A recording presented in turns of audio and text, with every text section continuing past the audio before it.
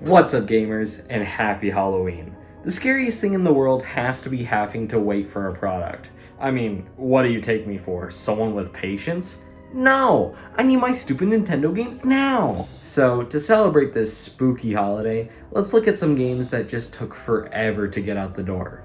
Or, as some would say, games that were stuck in development hell. So what is development hell? Almost every franchise at this point has had struggles with release dates. Whether it be some of the biggest franchises ever like Final Fantasy, Doom, Half-Life, The Legend of Zelda, etc.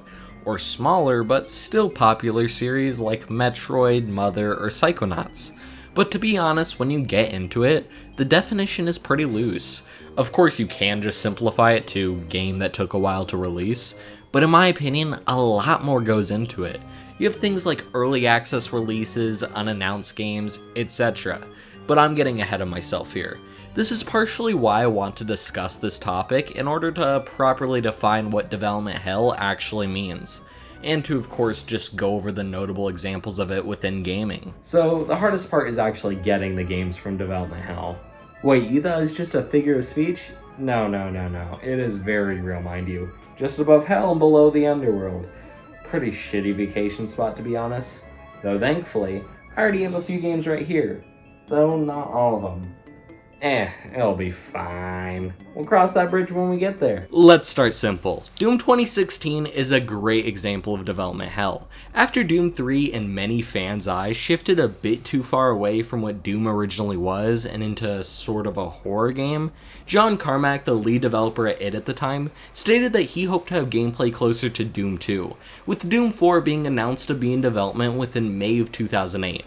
Though the development came with its ups, Bethesda buying id Software helping with funding, and its downs, John Carmack leaving to work on the Oculus. In 2012, there was finally a clear answer for whether the game was going to be a sequel, reboot, or something in between, with it being labeled a reboot at the time. But as we now know, it was more of something in between. Anyways, as it turns out, before development was completely restarted, the version of Doom 4 they had been working on was something similar to Call of Duty for some reason, as it had a heavy emphasis on scripted cinematic events. But as the developers realized fans likely would hate the direction they were going, they thankfully restarted the project. After the game was re-announced in 2014, this time just called Doom, the game's development started to look brighter and brighter, as despite the worry that the game would be unable to compete with Call of Duty, unable to compare to the original games, and unable to establish itself with younger gamers, the game succeeded as it made movement and flow the core parts of the game. And pairing this with the excellent rock music which helped to inspire the environments, Doom looked more and more promising with every trailer release. Then when it came out on May 13th, 2016, it was able to redefine why Doom is one of the most iconic shooters, as every part of the game had time put into it to make sure it was no longer a simple copy of Call of Duty. Well, everything except for the box art. Keeping with the shooter genre, let's talk about Half-Life 2. While people are a bit more iffy with whether or not it should be said that it went through development hell, in my opinion, it counts. Half-Life 2 has a much darker theme as compared to the original, as it features themes of humanity being forced into work camps, or if they're trying to resist, they risk being turned into zombies. But back in 1999 when development started, the game was even darker, as it was a dystopian world with heavy pollution and child slavery. Valve eventually shifted course on the game's development, which led to this theme being toned down heavily, along with the removal of enemies and levels.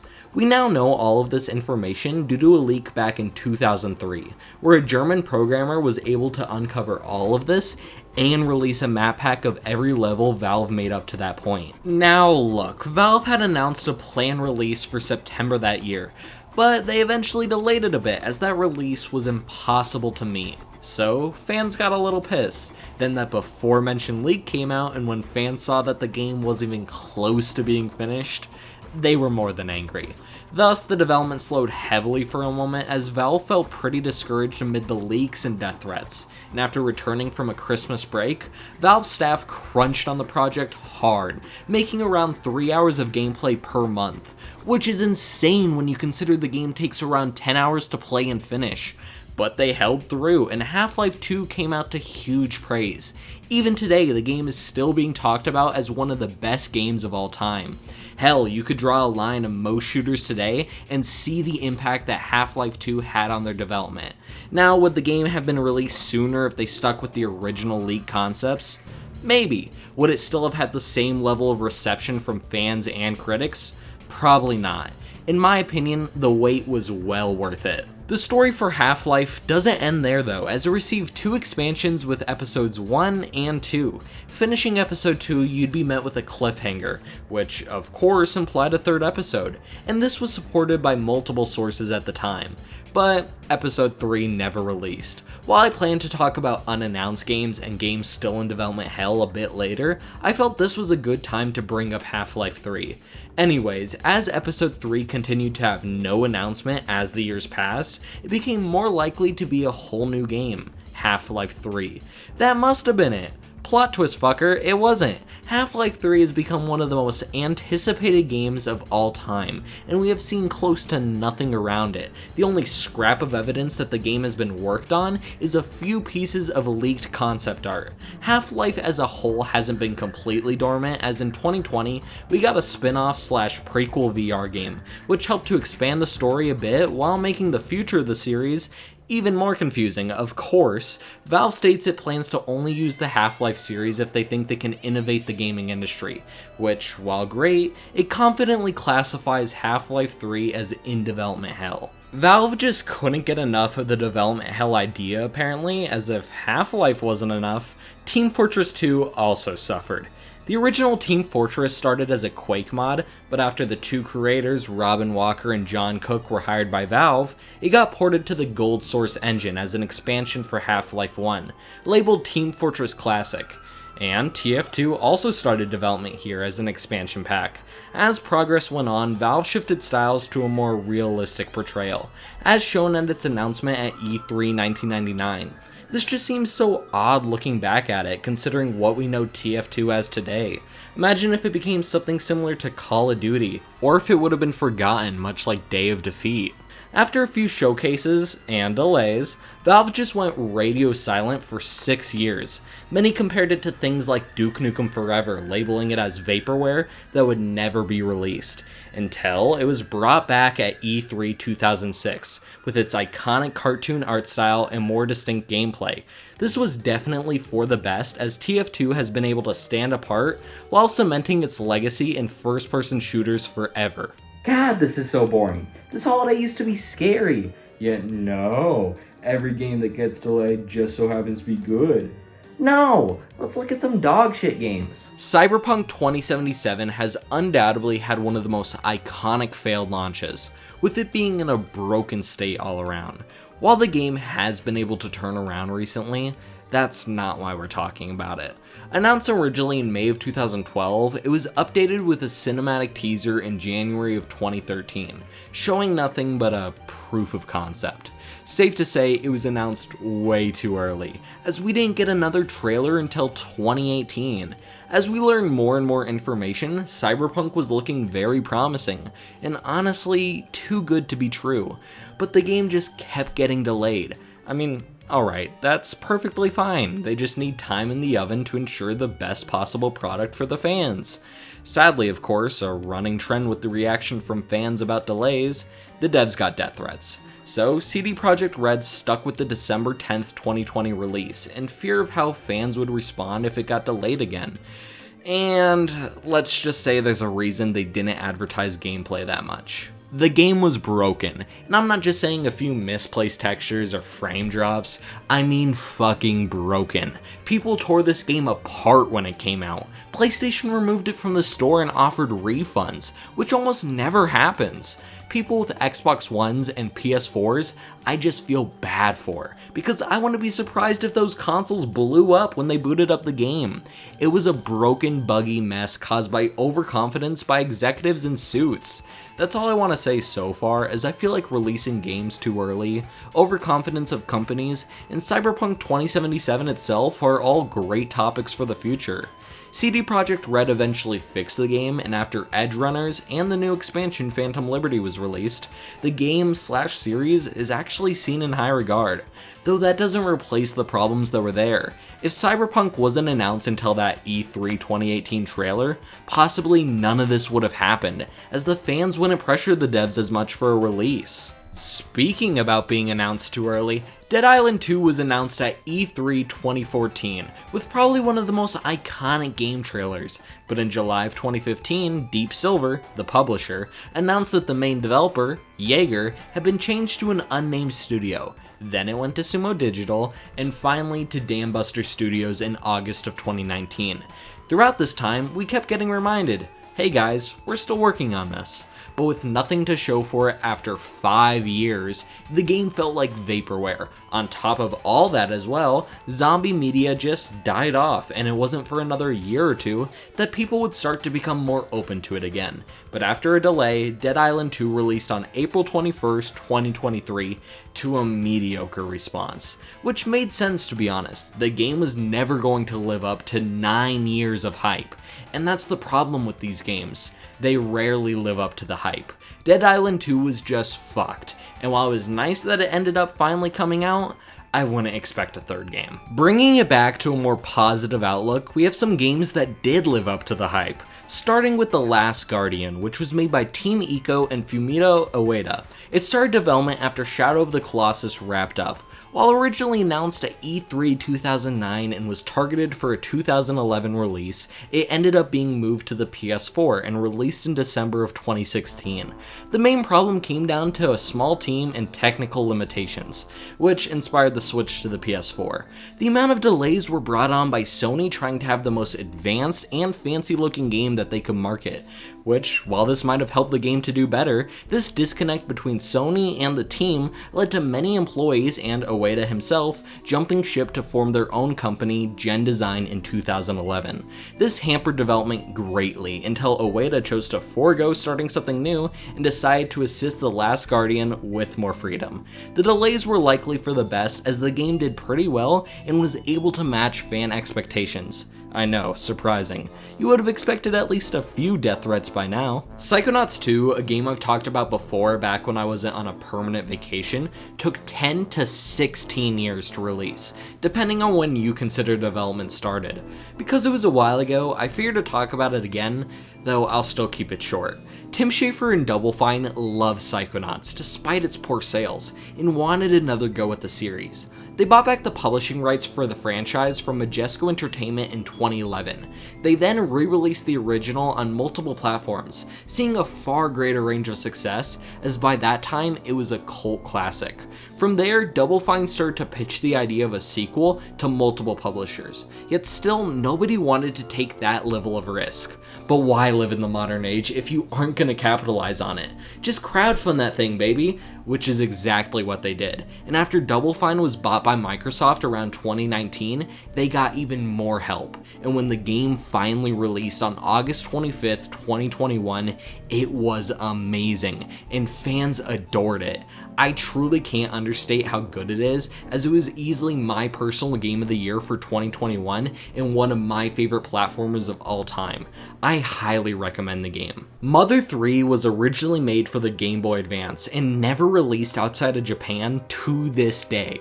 It started its development in 1994 on the Super Famicom upon Mother 2/Earthbound's completion, though due to changing technology and inspiration from Mario 64, they moved over to the Nintendo 64 DD, which, bad idea by the way, why not just the normal N64? I mean, it eventually did move to that in 1998, but why not start there? We got more and more small teasers as time went on, but in the year 2000, Mother 3 was cancelled in an attempt to get more resources available to help with the GameCube launch. Which, why not get it ready as a launch title for the GameCube? If the game is pretty far along in that 3D format, with it being 30% complete and needing around 2 years to be done, why not just move it over there? That just makes so much more sense to me. Satoru Iwata, who is not yet Nintendo's president at the time, insisted that the team team couldn't spend any more time on the game and that it was too complex, which obviously led to a lot of downscaling, and while not originally considered, development would be moved to the Game Boy Advance, where Shigesato Itoi, Mother's main creator, found it super challenging to transfer all of their ideas into a 2D format. I could hardly imagine all of the stress that HAL Laboratory and him were under. I really wish we could have seen what this 3D version of Mother 3 looked like, with all of what was originally planned. But who knows, hopefully we one day get a remake by Grezzo, like what they did with Link's Awakening.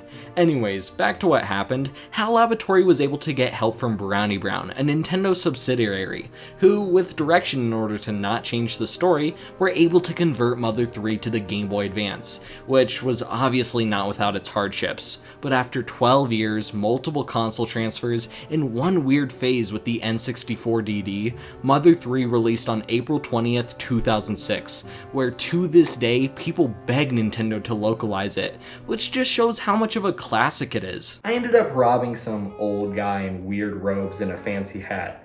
Anyways, that's not really important. Turns out he has this book on him that has some kind of connection to development hell, so we can get more games.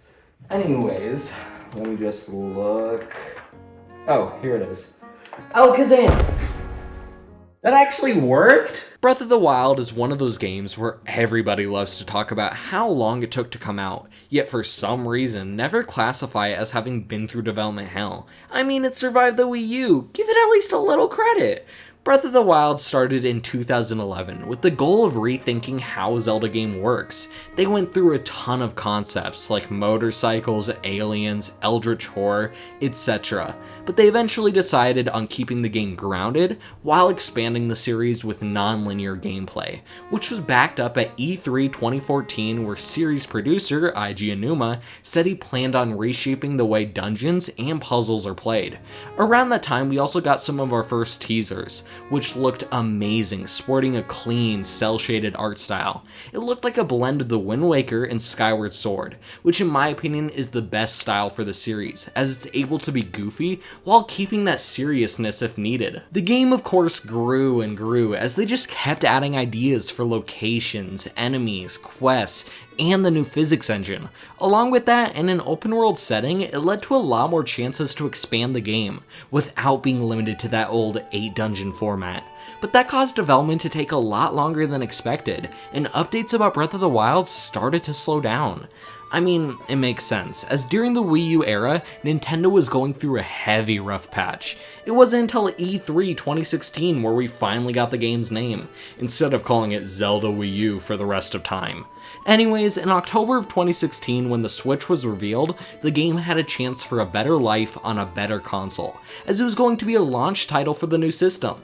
This sadly meant no gamepad exclusive mechanics, but thankfully, the game still ended up releasing on the Wii U, which was super nice, as many people bought a Wii U back in 2013 purely because of this game. It took only 5 or so years to come out, which seems pretty normal for a Zelda game when you think about it. It just feels different. 1, because it changed consoles, and 2, because of the lack of information for so long. Ironically though, Tears of the Kingdom had a longer time frame between reveal and release, had way more delays, took even longer for us to get the name, and yet we hear even less people label it as a game that was in development hell. It was announced at E3 of 2019, yet started actual development around 2017-ish, as it strived from Breath of the Wild DLC growing way too big. It took what felt like forever to get more news, but at E3 2021, we got a trailer showing off gameplay, new enemies, new abilities, and a new section of the map to explore, with that being the Sky Islands. Yet strangely, we didn't get a title because Nintendo felt it would reveal too much about the story. In my opinion, this is what actually happened.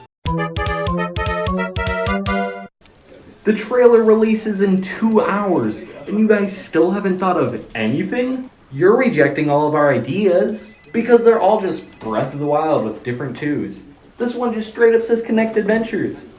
We don't own that game. Screw it, I'm just gonna blame it on spoilers. This trailer gave a 2022 release date, yet with the next and final trailer before release, this changed to May 12, 2023. Here we got the title of Tears of the Kingdom, which, funnily enough, led to the trailer getting delayed in the United Kingdom as just 5 days earlier, the Queen died. I guess the title could be taken as something disrespectful if you look too far into it, but I feel like delaying the trailer only increased people joking about it. Sucks to suck for British people, I guess. After that trailer, we start to see more details about the big new innovation to gameplay, that being a building system which would let players make vehicles and machines. This combined with the previously established physics engine offered so many ways to solve puzzles and just have fun.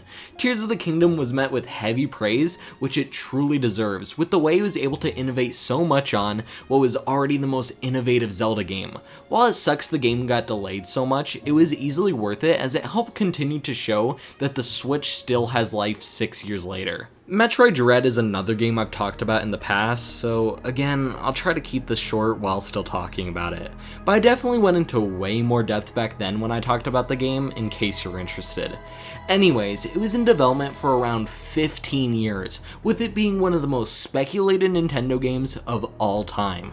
Originally shown off to game journalists on a spreadsheet as an upcoming DS game, it got booted from Nintendo's E3 presentation sometime between then and the show.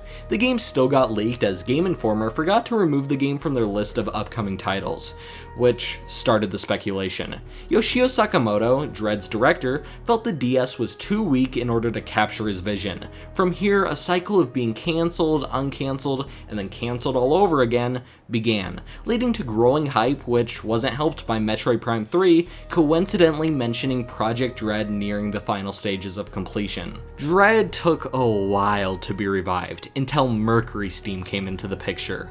Working with Nintendo to develop a remake of Metroid 2, Samus Returns did surprisingly well, which meant Nintendo was open to the studio taking over Metroid's 2D games in the future. Dread was once more put into production, with Sakamoto finally feeling confident enough to portray the game on the Switch. Revealed during E3 2021 with a release date of October 8th later that year, the Switch helped to launch Dread into the public eye, easily becoming the best-selling game in the series. While I had my own personal issues with parts of the game, along with the price, it's amazing the game did so well, as hopefully it can lead to more 2D Metroid games by Mercury Steam that improve upon it even more. Well, we're out of games again, so I guess I gotta do another spell. No. Do not, under any circumstances, perform this. God, this is boring. Fuck it. I'm demanding it. Wobble! Shit.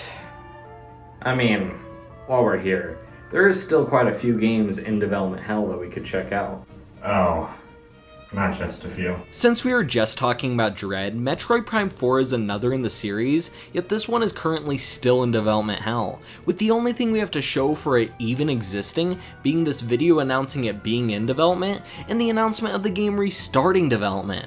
After 6 years, we still haven't gotten another trailer showing gameplay or even the story of the game. Anyways, it was announced at E3 2017 with it being initially developed by Bandai Namco, which is super odd as the previous Prime games were made by Retro Studios, and from what it seemed like, Retro was doing nothing and was free to make the game. Worry not though, as in January of 2019, we got an announcement that the game would be restarted under Retro Studios, due to the game not meeting Nintendo's expectations. And that's it. Not a lot, right? But that's how it goes with these kinds of games. We get a title card and little bits of updates if we're lucky, and it takes years for these games to come out, and even then, the quality is iffy. This kind of development hell usually happens as companies make announcements way too early in development.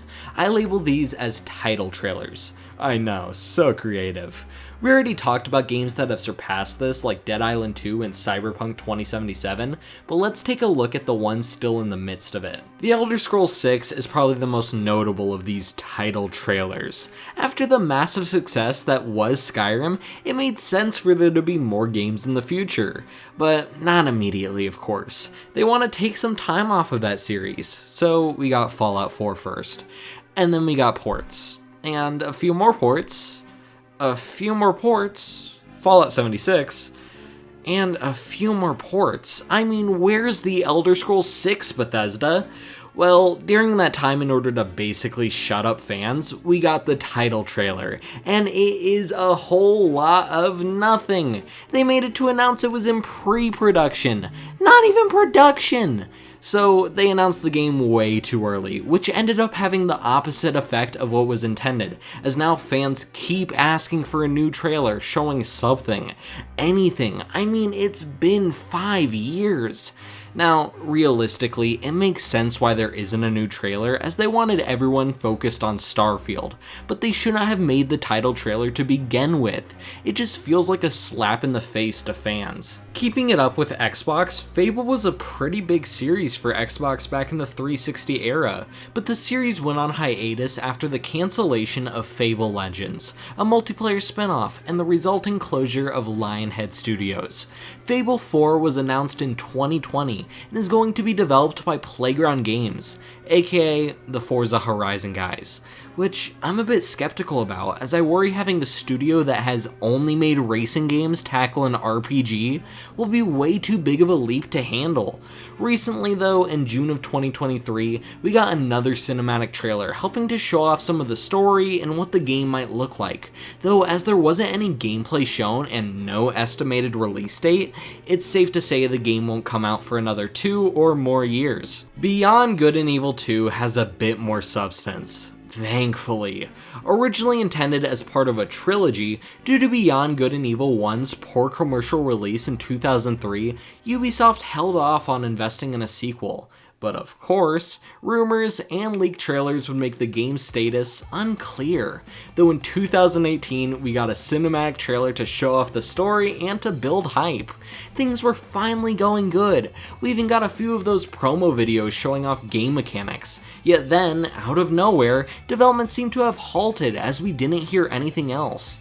In 2021, the game stole the record for the longest development time for a video game from Duke Nukem Forever, with more than 15 years in development, and with the game's director, Michelle Ansel, leaving Ubisoft in 2022, Beyond Good and Evil 2 has a worrying future. Though, let's just say the game does come out, Ubisoft is making it, so best not get too high of hopes. Agent, on the other hand, has had the least amount of news around it. Originally announced at Sony's E3 2007 presentation, they stated Rockstar would be working on a new IP for the PlayStation 3, and other than this title reveal, we got literally nothing on the game. Rockstar would pop in every once in a while to say they were still working on the game, but in November of 2018, the trademark, and subsequently the game, was quietly abandoned. In my opinion, there's no hope for this project to ever be revived, as Rockstar has moved past the age where they experimented with games like Bully and LA Noire, and now are only focusing on those big heavy hitter projects. I feel like you're getting the pattern by now.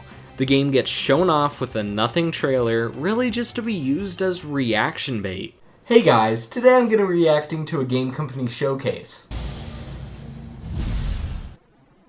Oh, these developers are good. I never thought I'd have to do this, but I'm picking up the gun one last time. Oh my god! What? Oh my god! This said pattern repeats for Everwild, Contraband, Wolverine, Perfect Dark, Metal Gear Solid Delta, the Silent Hill 2 remake, and so many more. The thing is though, some of these games aren't in development hell. They're just in development. So is just having a long period in between the reveal and release date qualify a game for development hell? Well, no, it just puts it on the radar, as it can be used as a talking point if more evidence is presented, making the game be labeled as in development hell, but that time period alone won't represent it. Though that brings up an interesting point. What about the games that never got formally announced? Games that can be implied to be in development hell, yet we'll never know until the game finally either comes out or gets announced. Why do so many developers announce their games so early? I really need to get out of this place. Oh, but that requires me to walk more.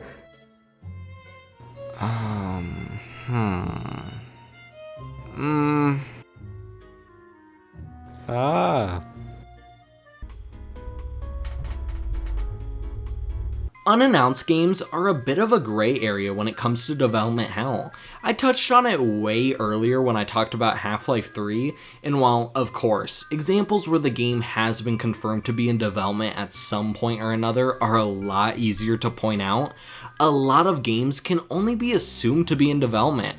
Titanfall 3, for example, had been rumored to be in development for a while, with Titanfall's spin-off Apex Legends' success obviously throwing a wrench into this.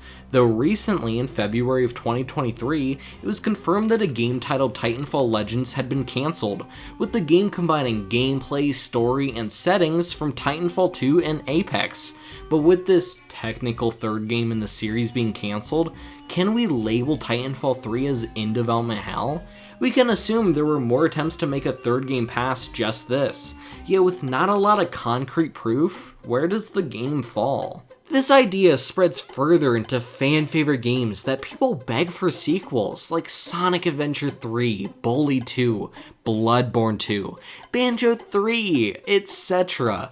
All of these games, due to the fan outcry, have likely had some kind of rough ideas thrown around. Hell, some we know have had at least a little bit of effort put into realizing the game.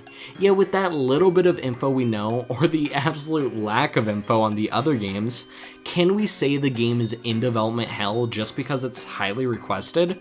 Like I said, it's likely they've had at least a little bit of thought put in, so technically, they were in development. The question becomes, at what spot in development does it start to qualify? Obviously not at that rough of a stage where it's only at the idea board, but for Bully 2 where it's constantly had stuff thrown around about is it or is it not in development? Oh, it's cancelled. Oh, it's not cancelled. This seems like the fundamentals of what makes a game be in development hell. So what gives? So let's, just for the hell of it, push this question even further. How about games that get turned into other projects? Banjo 3, for example. We know it had some original concepts and teasers that got scrapped during the Microsoft buyout of Rareware, and then it got turned into a shitty spin-off. With the idea being thrown around for a true third game, does it qualify for development hell? Or do we only label it as being turned into another project until we eventually get an actual announcement? This, if the case, applies for previous projects as well. Sticking with Banjo-Kazooie, it's absurd to say that Project Dream is in development hell, even though it and Banjo are completely different if you look at only the start and finish of the project, as there is a steady line showing how Project Dream got transformed into Banjo-Kazooie. But if Project Dream's original concept ever got turned into a game, then it becomes a Banjo 3 situation. I hope you can see why this is so complicated. Going back to how this applies to games already out, we can label a lot of games into development hell this way. We can assume Sonic Frontiers started development soon after the previous 3D Sonic game, yet despite the 5-year gap, we wouldn't label it. We can assume Spider-Man 2 started soon after Spider-Man PS4, yet despite the 5-year gap, we wouldn't consider it. We can assume The Last of Us Part 2 started soon after Part 1, yet despite the 7-year gap, we still wouldn't place it into development hell. GTA 6, while not out, is going to have a 12-year gap in between it and GTA 5's release, if not longer. This should easily qualify for development hell, as the game has likely been in some sort of development since then, even if it was just rough ideas. But this, and the games I mentioned earlier, don't take into account that the developer was working on other games in the meantime, which caused those long gaps. Despite all the fan outcry towards GTA 6, why is it taking so long? Why 2025 and not now? They fail to realize that it's not like Rockstar hasn't been doing anything. They've kept updating GTA Online and made Red Dead Redemption 2 a huge game. So clearly, they've still been working. So this just adds another layer where we need to look at what else the developer might be working on, which might have slowed down progress on that game. Well, I guess that's everything. I still feel like I forgot some games though. Final Fantasy 15. Originally announced back in 2006, the game was supposed to be a spin-off labeled Final Fantasy Versus 13. I find this super interesting as it's pretty uncommon for a spin-off title to get so big that it ends up being a main series entry again.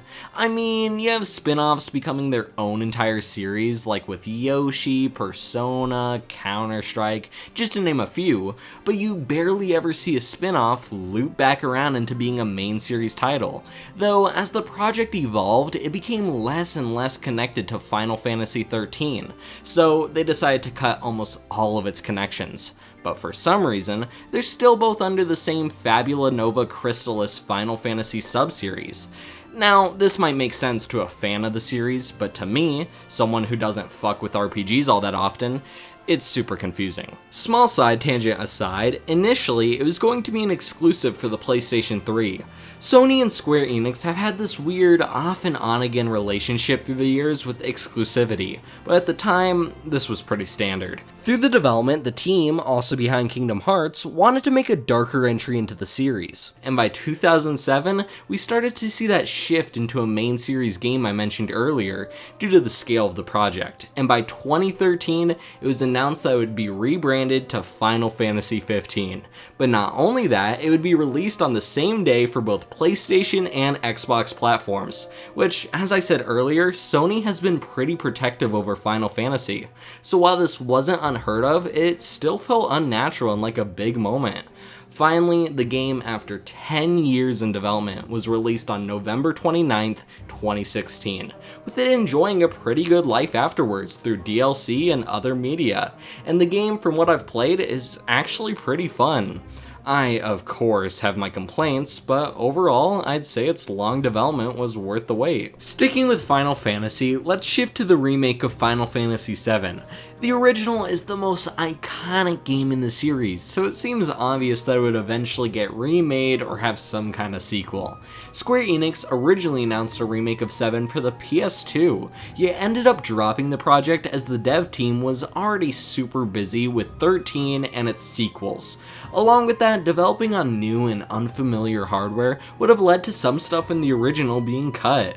This didn't stop fan demand, of course, and Square, of course, had to feed into this by showing the opening of 7 with their new engine at E3 2005. But no actual remake was in development during this time. The actual development came about when core members of the original team felt they were getting too old and might not have another chance at the project. The first trailer was shown off at E3 2015 with a bunch of hype around it. The game, unlike the original, would be an action RPG similar to the more recent entries in the Final Fantasy series. Adding on to that, it would be split into multiple parts, as Square wanted to expand the game without cutting content. This is a bit divisive of a decision though, as now you have to pay even more to get the full story. Though with this, it means they can put more care into each section without worrying about cramming everything into one package for a deadline.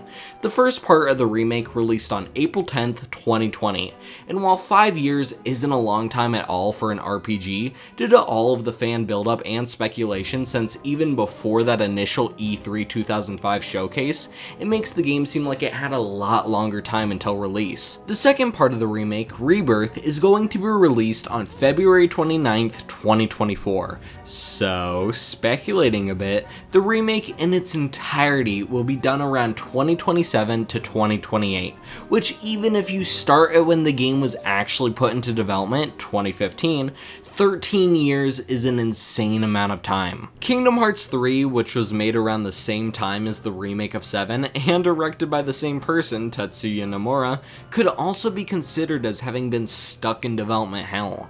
Upon Kingdom Hearts 2 Final Mix wrapping up development, Disney already wanted a sequel. The game was originally teased at E3 2013, and as development progressed, more and more worlds were revealed, showing off things like Frozen, Toy Story, Monsters Inc., Big Hero 6, etc. Kingdom Hearts 3 eventually released in 2019, and while 6 years is a pretty long time, the game still falls into that similar trap of people while not considering developers working on other projects. The other games in the series, despite one literally being a continuation of the story, were pushed aside, leading to people still freaking out over 3's reveal, acting as if it had been forever since they saw Goofy. Kingdom Hearts 4 could now face a similar problem. Despite being announced in April 2022, who knows how long it might be until the game's release. I mean, at least we have spin-offs in the meantime. Oh, except for the fact there'll be shitty mobile games. Oh god. This truly is hell. I'm being forced to play RPG games. What do I have to do? Oh. No. Anything but that. Please, I'll talk about anything else. I guess I have to mention Fortnite. Well, not only Fortnite. Early access games have to be brought into question for games that might qualify for development hell. Let's use Slime Rancher 2 as an example. It was released into early access in September 2022, and while fully playable, it was clear the game was going to get more content, and so far it has gotten 2 updates and is likely to get more before the full release. So if that full release takes a while to happen, what do we say? It's weird to say the game is in development hell, as there is a playable build, yet at the same time, it's not like Slime Rancher 2 has had a full release. Moving back to Fortnite, during most of its peak, the game was considered to be in closed beta. It wasn't until 2020 when Epic finally dropped the early access label. Though because of the amount of time and updates it got, would we consider it for development hell? It seems a little absurd to do that, as Fortnite got huge updates during that time and had insane popularity. The problem is that early access in general falls into a pretty weird spot.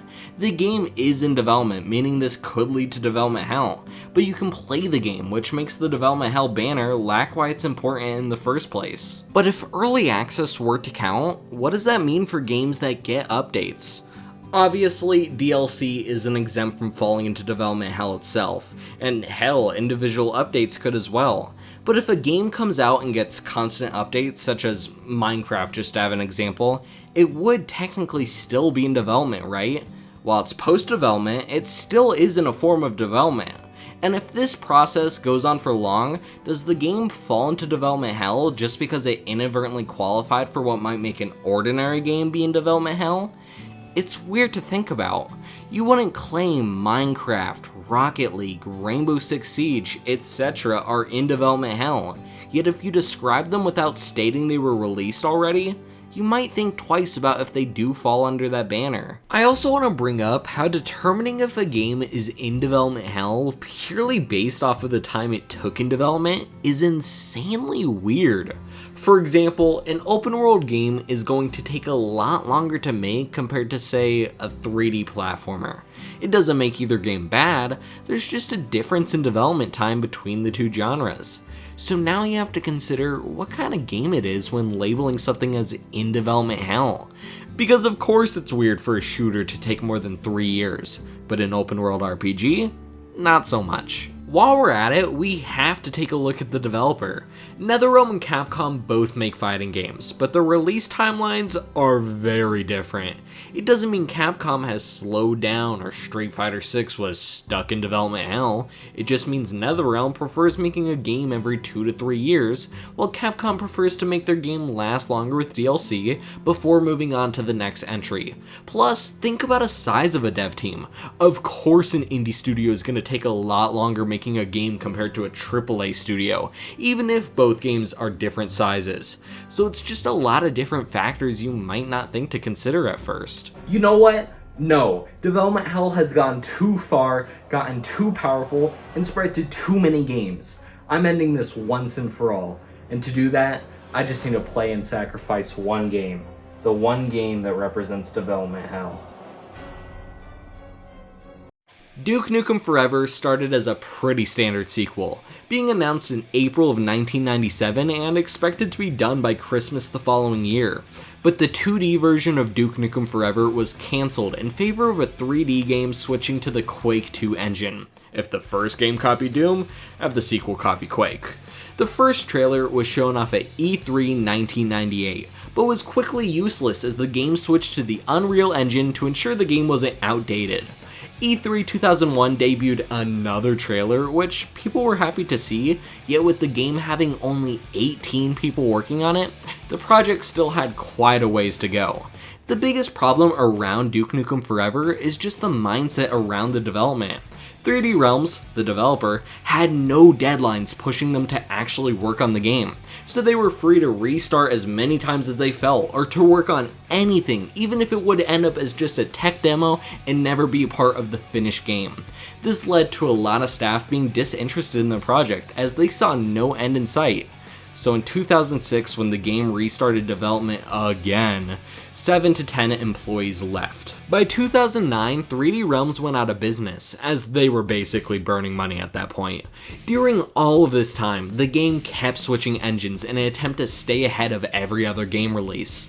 I mean, think of it. Between the start, 1997, and that point, 2009, Half-Life 2, Call of Duty Modern Warfare, the entire Bungie Halo trilogy, and Team Fortress 2 had all been released. The industry was very different compared to the 90s, and the project could have easily been lost to time, but here comes the savior, Gearbox, who bought 3D Realms and Duke Nukem Forever from Take-Two in 2010.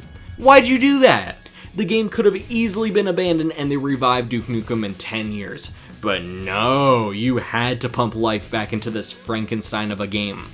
Meaning Duke Nukem Forever finally released after nearly 15 years on June 10th, 2011. And after playing it all the way through, I just have to say, fuck this game, dude! I hope to never have to touch Duke Nukem Forever again. So, I'm gonna let out all of my frustrations now. The shooting slash gameplay is terrible. It's the most stiff gunplay imaginable, with each gun feeling like a toy with how little impact each has. The levels are bland and boring, with the graphics not helping, as it goes for the most bleak visual style possible. Yet even then it fails at capturing that. The enemies feel like sponges, with your bullets doing nothing to them until they eventually ragdoll. Compare killing an enemy in Duke Nukem Forever to Half-Life 2, and it's obvious which game is actually interesting to play. It tries to combat this by having a mechanic similar to the glory kills in Doom 2016, yet it's super inconsistent for when you can do it. And when you can, you just kick the enemy with no actual interesting animation. Duke Nukem Forever doesn't care about the core aspects of the gameplay, yet it instead feels like all of the effort went into the mini-games, and these are the most polished part of the game, yet still feel like such a drag to play. The game can't even rely on its humor, as it just results to basic edgy 13-year-old humor. GTA captures crude humor well, as it doesn't overdo it. In Duke Nukem Forever, you play through a few levels where every woman in the world is being impregnated by aliens, and a level where it's a strip club where you have to find a vibrator and a condom. Do you get my point? Duke Nukem Forever is easily one of the worst games I've played. Even with bad games, I find myself playing them again just because at least some part of it is interesting, or because they were so bad they're good.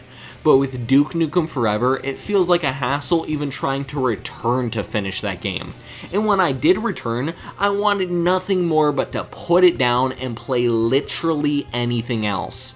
3D Realms spent 15 years to make utter dog shit. I did it! I finally played through the game and made it out the other side. I can finally sacrifice it. So what is development hell? After considering everything today, I would define a game having been, or being in development hell, as a game that took an unusually long time to be developed, due to various reasons such as restarts in the development, shift in consoles, shift in developers, being turned into another game and then having that original project revived, or just any other reason that would cause a game to be delayed, with development hell only applying to the state of the game before it was released, which rules out anything in early access and games that got updates after launch. Though, updates, DLC, and expansions can qualify for development hell on their own. And that's it. I feel like that's a pretty encompassing definition while ruling out some of the stuff that wouldn't really make sense. Of course, I didn't cover every single game that has suffered through development hell. we would be here for days. I mean, just to name a few, there's Pikmin 3 and 4, Halo Infinite, LA Noire, Diablo 3, Scorn, Prey, Neo, etc. Like I said, there are still tons of games to talk about, but with the ones I did cover, I think we were able to get a full view of what development hell is. The ritual's almost done, then we can put all of this behind us. But what I haven't told you is, there's another sin past just the 7 deadly ones, and it's the reason behind development hell. Oh god. The 8th deadly sin is impatience. I mean, it makes sense. The whole reason behind the term development hell is because fans are too impatient for the game to get the time it needs. They send death threats to developers to get the game to come out faster. But it's time to end this. Oh. Well, that's way less frightening than I was expecting. Well, while we're here...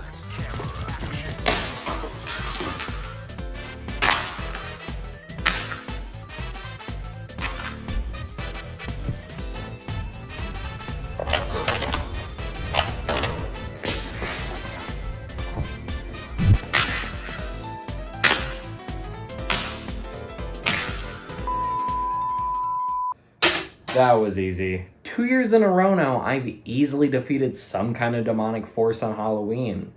Since when did this holiday get so boring?